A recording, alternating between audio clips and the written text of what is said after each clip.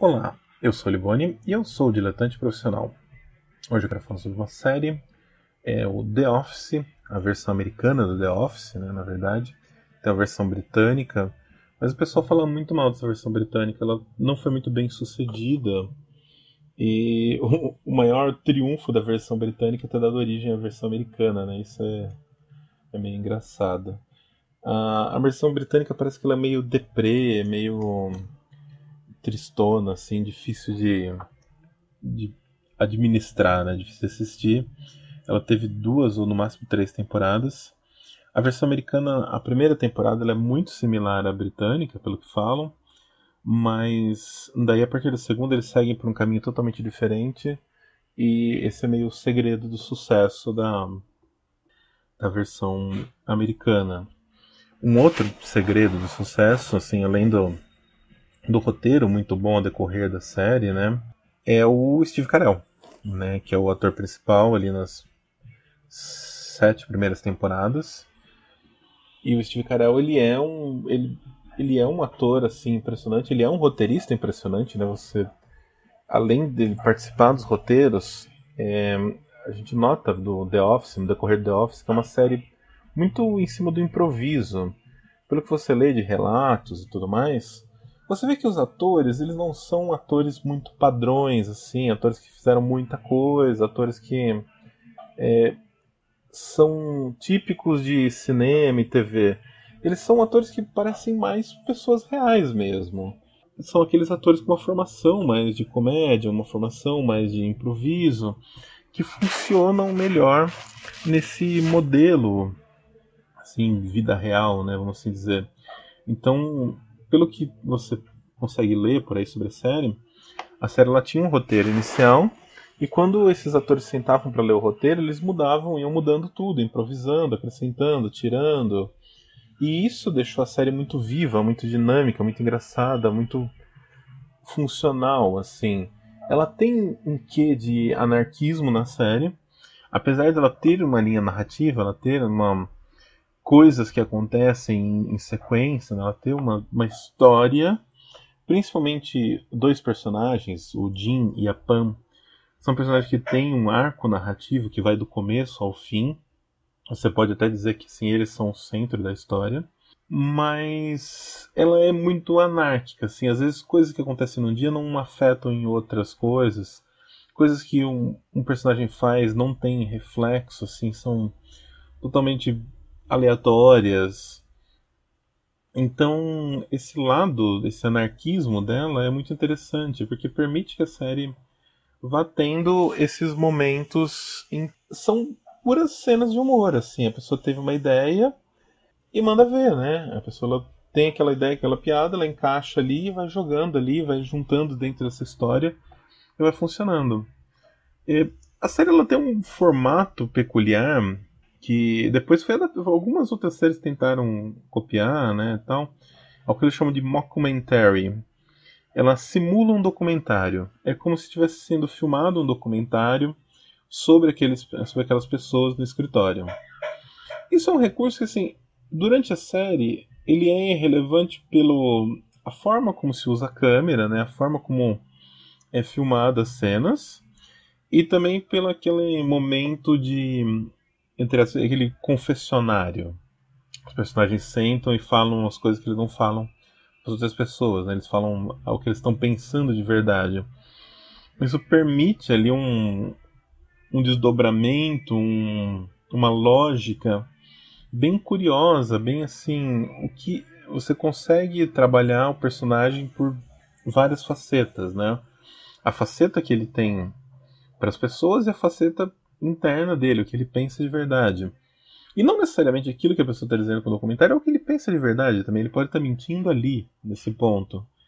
Então, é interessante esse formato do documentary. Não funciona para tudo, não é um negócio que é um recurso para tudo, mas é um negócio que pro The Office ele funciona muito bem. Lá na oitava e na nona temporada, isso é um pouco mais explorado de uma forma metalinguística.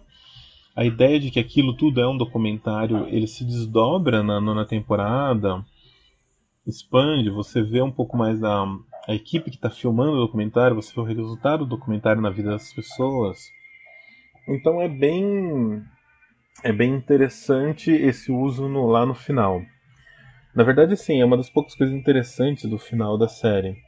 A série ela tem um ciclo muito interessante, que é até a sétima temporada, quando tem o Michael Scott, que é o personagem de Steve Carell.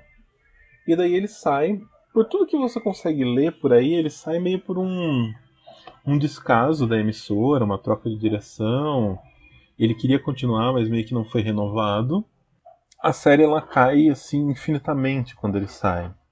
Tem uma temporada boa, a oitava, que ainda salva por causa de um personagem fantástico, que é o California, que é feito pelo James Spader, que é assim, é um negócio excepcional, assim, ele é um ator bem peculiar, assim, ele é bem, tudo que ele faz bem sério, bem carregado, assim, de um drama, né?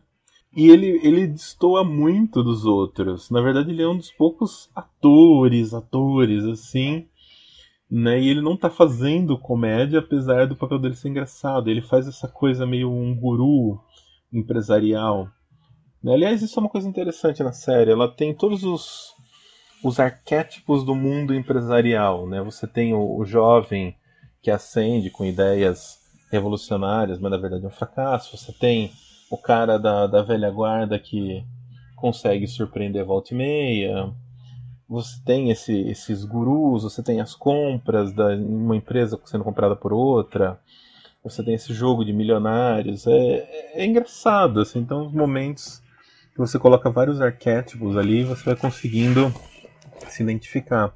Aliás, se identificar é uma outra chave para a série, né? A gente vai assistindo e quem trabalha em escritório vai reconhecendo muito daquelas coisas, vai lembrando de muitas situações que viveu parecido. E às vezes você vê uma situação muito bizarra que você fala, não, isso não, mas na verdade aquilo aconteceu com você. Então, mesmo as situações mais bizarras, às vezes não são tão implausíveis assim. Esse é um dos charmes do The Office. Mas eu tava falando da oitava temporada, a oitava ela funciona ainda, eu gosto muito desse personagem, Robert California, personagem de James Spader. Já a nona temporada eu acho que pra mim assim, é um fracasso total. É se você vê meio que no embalo, porque você quer ver o final da história, tirando essa brincadeira com o sentido documentário, ela não funciona, os personagens não se encaixam e parece que o roteiro desandou. Tem um episódio que ele é um merchandising puro, é muito constrangedor, assim. E um constrangedor ruim, né? Aliás, isso é uma coisa que a gente pode dividir no The Office. Você tem o constrangedor que funciona, que é toda a existência do Michael na série, toda a atuação dele é constrangedora, você sempre está constrangido pelo que ele está falando, pelo que ele está fazendo, você vai se sentindo tenso em ver ele fazendo aquelas coisas e se afundando e se errando. E ao mesmo tempo que você tem esse constrangedor ruim, que é o mau roteiro da nona temporada, né? Mas enfim, deve ser uma série muito divertida. Você não precisa ver tudo, você pode parar em qualquer momento. Você pode ver pulado, apesar de ter uma cronologia, apesar de ter algumas histórias que você precisa de sentido ali dentro, né? Como a narrativa. O próprio Steve Carell ele tem uma narrativa, ele tem um arco narrativo. O, o Jim e a Pam têm um arco narrativo. O Dwight, que ele é um grande personagem ele na série, é um personagem muito peculiar, assim, que é o Rainn Wilson, né, o ator que interpreta. Ele é o que talvez tenha o menor arco narrativo, porque ele é o que é do começo ao fim. Tentam criar uma narrativa para ele lá no finalzinho. Quiseram fazer um spin-off com ele, mas que não decolou e ainda bem, porque tem coisas que tem que encerrar, né? Não adianta ficar insistindo em certas coisas. Mas enfim, já foi uma série bacana, uma série que vale, uma série divertida. Se você já viu, deixa seu comentário aí, fala o que você achou, fala o que você gostou, o que não gostou. E se você não viu, assiste e me fala. Então é isso. Obrigado, até mais.